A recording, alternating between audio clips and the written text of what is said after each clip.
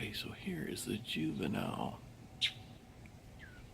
And we're waiting for mom or dad to come and feed us.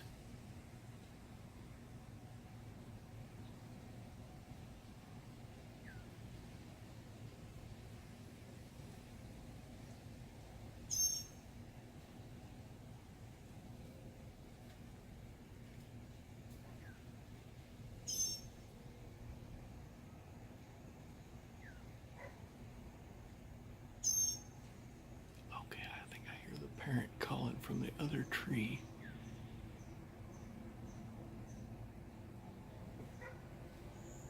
I think I'll back up a little bit further in this corner and see if this matters. Okay, so we moved a little bit. Oh no, I can't see the bird. Okay, I see it.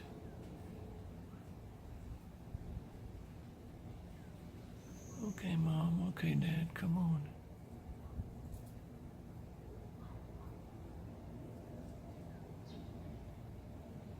This is the howling and screeching I've been hearing for the last few days out here.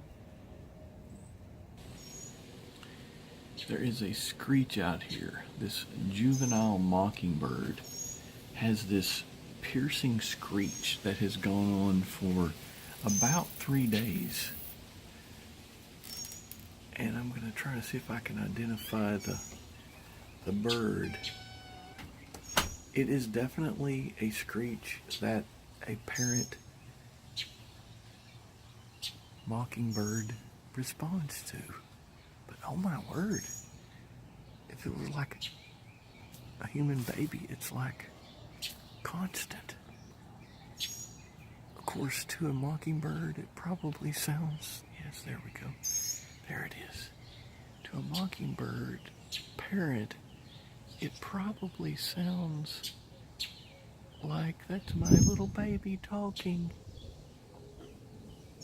Just had it and then I lost it. So there are several mockingbirds up in here right now. Let's see if we can identify. Okay, here we go. There's something right over in here. The bird is adept enough to move around rather rapidly, but apparently not good enough to forage on its own. I was looking out the back window a few minutes ago and I saw an adult mockingbird on my fence looking for food.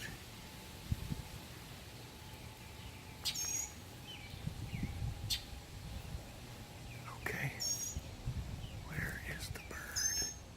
Do you hear that piercing sound? Do you hear that? And then the parrot is chirping next to it, kind of talking it through the whole deal. Like, I'm here for you, baby. It's Daddy, it's Mama.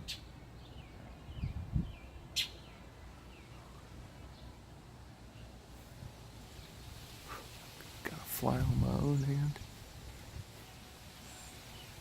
I can't see these birds anymore. They realize I'm kind of down near the bottom of the tree and they've either moved or stopped hollering. The saga continues. Raising this child. This mockingbird child.